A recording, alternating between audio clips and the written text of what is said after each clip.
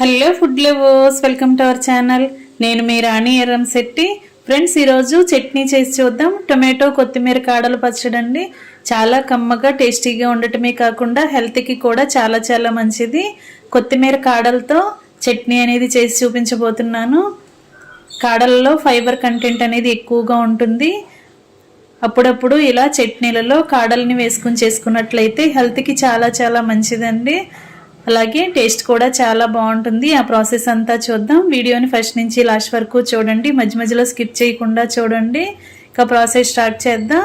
మీ ఘాటుకి తగ్గట్టుగా పచ్చిమిర్చి తీసుకుని ఇలా కడుక్కుని శుభ్రంగా చిన్న చిన్న ముక్కలుగా చేసుకుని పెట్టుకోండి. ఇప్పుడు టొమాటో ముక్కల్ని కూడా ఒక కప్పు తీసుకోండి. కొంచెం చింతపండు రెబ్బ తీసుకోండి. 1 టేబుల్ స్పూన్ పల్లీలు, 1 టేబుల్ స్పూన్ ధనియాలు, 1/2 టీ స్పూన్ జీలకర్ర, వెల్లుల్లి రెబ్బలు తీసుకోండి. ఇప్పుడు కొత్తిమీర కాడలండి. కాడలు ఆకులు కూడా కాడలకున్న వేర్లను కట్ చేసుకుని ఇలా కాడల్ని ఆకుల్ని మొత్తాన్ని కూడా శుభ్రంగా కడుక్కోండి. పాడైన ఆకుల్ని మాత్రం పక్కన పెట్టేసుకుని శుభ్రంగా క్లీన్ చేసుకున్న తర్వాత వాటర్తో 2-3 సార్లు బాగా కడుక్కోండి. ఇసుక అనేది ఉంటుంది. అలా కాకుండా శుభ్రంగా కడుక్కుని కాడలతో సహా తీసుకోండి. వీటిని కడుక్కున్న తర్వాత ఒక ప్లేట్లోకి తీసి పెట్టుకోండి. కాడకున్న చివరున్న వేర్లను మాత్రమే కట్ చేశానండి. కాడ మొత్తాన్ని కూడా ఇప్పుడు చట్నీలో యూజ్ చేయబోతున్నాను. ఇంకా కుకింగ్ స్టార్ట్ చేద్దాం. స్టవ్ ఆన్ చేసి కళాయి పెట్టుకుని 1 టేబుల్ స్పూన్ ఆయిల్ పోసుకోండి. ఆయిల్ కాగిన తర్వాత 1 టేబుల్ స్పూన్ పల్లీలను వేసుకుని దోరగా ఫ్రై చేసుకోండి. ఫ్లేమ్ సిమ్లో పెట్టుకుని కరెక్ట్గా ఫ్రై చేసుకొని అవన్నీ కూడా తీసి ఒక ప్లేట్లో పెట్టుకోండి. ఇదే విధంగా 1 టేబుల్ స్పూన్ ధనియాలను కూడా వేసుకొని 1/2 టేబుల్ స్పూన్ జీలకర్రని, 2-3 వెల్లుల్లి రెబ్బల్ని కూడా వేసుకోండి. ఫ్లేమ్ సిమ్లో పెట్టుకుని మాత్రమే ఫ్రై చేసుకోండి. ఇవి కూడా కరెక్ట్గా ఫ్రై అయిన తర్వాత తీసి ప్లేట్లో పెట్టేసుకోండి.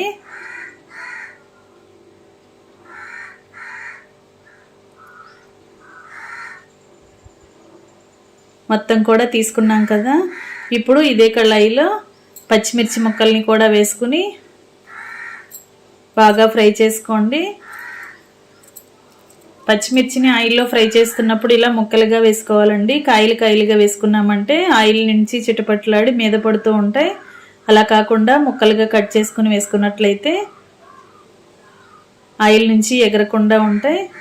ఇవి కూడా కరెక్ట్గా ఫ్రై అయిన తర్వాత అవి కూడా తీసుకుని ప్లేట్లో పెట్టేసుకోండి. ఇప్పుడు అదే ఆయిల్లో కడుక్కుని పెట్టుకున్న కొత్తిమీర కాడల్ని వేసుకుని వాటిని కూడా ఆయిల్లో బాగా ఫ్రై చేసుకోండి. కాడల నుంచి వాటర్ అనేవి రిలీజ్ అయ్యి ఆకులు ఫ్రై అవ్వటం స్టార్ట్ అవుతున్నప్పుడు కొత్తిమీర అనేది కమ్మటి వాసన వస్తూ ఉంటుంది. అంతవరకు కూడా బాగా ఫ్రై చేసుకోండి. కాడల్ని ముక్కలుగా చేసుకునైనా ఫ్రై చేసుకోవచ్చండి. నేను కాడలు వేసేసాను కదా, మీరు సన్నగా చిన్న ముక్కలుగా కట్ చేసుకునైనా వేసుకోండి. ఇవన్నీ కూడా కరెక్ట్గా ఫ్రై అయిన తర్వాత వాటిని కూడా తీసి ప్లేట్లో పెట్టేసుకోండి. ఇప్పుడు అదే కళాయిలో 1 టేబుల్ స్పూన్ ఆయిల్ పోసుకుని కట్ చేసి పెట్టుకున్న టొమాటో ముక్కలు 1 కప్పు వేసుకోండి. కొంచెంగా చింతపండు వేసుకోండి. 2 రెబ్బల చింతపండు వేసుకుని 1 టేబుల్ స్పూన్ సాల్ట్ వేసుకోండి. చిటికెడు పసుపు కూడా వేసుకుని ఇవన్నీ టమాటో ముక్కల్లో కలిసేంత వరకు బాగా కలుపుకొని మగ్గించుకోండి. సాల్ట్ వేసిన తర్వాత టొమాటోలో నుంచి వాటర్ అనేవి వస్తూ ఉంటాయి. అవన్నీ కూడా ఎగిరిపోయి ముక్కలు సాఫ్ట్గా అయ్యేంత వరకు ఫ్రై చేసుకోండి. ఇలా ఉడికించుకోండి. కరెక్ట్గా ఉడికిన తర్వాత స్టవ్ ఆఫ్ చేసుకుని పక్కన పెట్టి చల్లారి పెట్టుకుందాం. ఈ లోపుగా ముందుగా ఫ్రై చేసుకున్న వాటిని మిక్సీ జార్లో వేసుకుని గ్రైండ్ చేసుకోండి.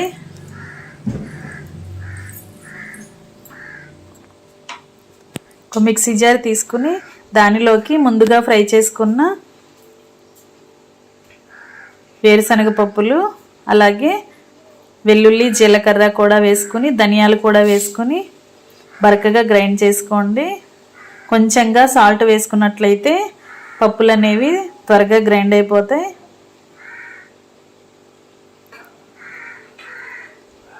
ఇవి గ్రైండ్ అయిన తర్వాత పచ్చిమిర్చిని కూడా వేసుకుందాం.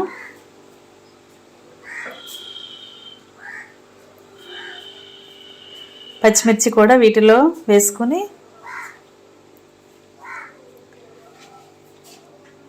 ముక్కలన్నీ నలిగేంత వరకు గ్రైండ్ చేసుకోండి. ఇవి కూడా గ్రైండ్ అయ్యాయి కదా. ఇప్పుడు ఆయిల్లో ఫ్రై చేసుకున్న కొత్తిమీర కాడల్ని కూడా వేసుకోండి. వీటిని కూడా మెత్తగా గ్రైండ్ చేసుకోండి. గ్రైండ్ అవుతున్నప్పుడు కొంచెంగా వాటర్ పోసుకుని కాడల్ని మెత్తగా నలిగేంత వరకు గ్రైండ్ చేసుకోండి. వాటర్ అనేవి ఎక్కువగా పట్టవండి, కొంచెంగా వేసుకుంటే మెత్తగా నలిగిపోతుంది. ఈ విధంగా మొత్తం కూడా గ్రైండ్ చేసుకోండి. ఇప్పుడు చల్లారి పెట్టుకున్న టొమాటో ముక్కల్ని చూద్దాం. బాగా చల్లారిన తర్వాత వాటిని కూడా ఇలా జార్లో వేసుకుని దీనిని కూడా మెత్తగా గ్రైండ్ చేయాలి.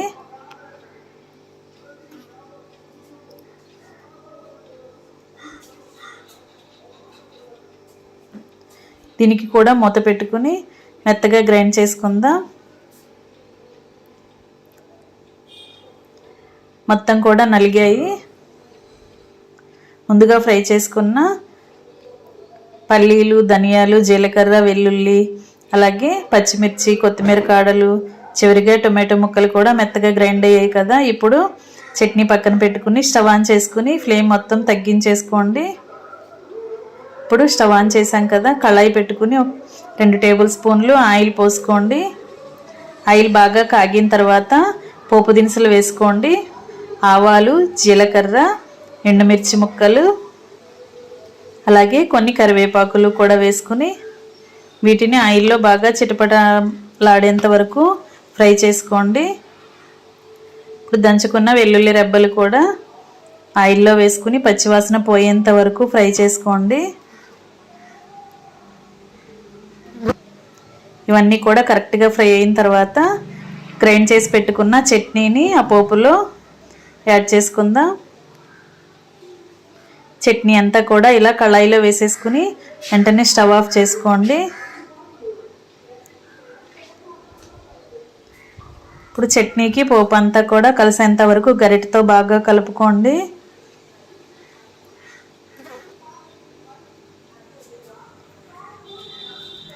ఇంకా రెడీ అయిపోయిందండి. చాలా టేస్టీగా ఉండే కొత్తిమీర టొమాటో చట్నీ. ఈ చట్నీ అనేది సర్వింగ్ బౌల్లోకి తీసుకుని ఫ్యామిలీకి సర్వ్ చేసుకోవటమే. ఈ చట్నీ రైస్కి చాలా బాగుంటుంది. వేడివేడి అన్నంలోకి నెయ్యి వేసుకుని ఇలా చట్నీ వేసుకుని సర్వ్ చేసుకోవచ్చు. అంతేకాకుండా దోశలకి, ఇడ్లీకి కూడా అప్పటికప్పుడే ఈ చట్నీతో సర్వ్ చేసుకోవచ్చు. చాలా కమ్మగా టేస్టీగా ఉండే టొమాటో చట్నీ రెడీ అయిపోయింది. వీడియో నచ్చినట్లయితే లైక్ చేయండి. ఛానల్ని ఫస్ట్ టైం వాచ్ చేసిన వారు సబ్స్క్రైబ్ చేసుకోండి. మరొక రెసిపీతో మళ్ళీ కలుద్దాం. Thanks for watching. నేను మీ రాణి ఎర్రంశెట్టి.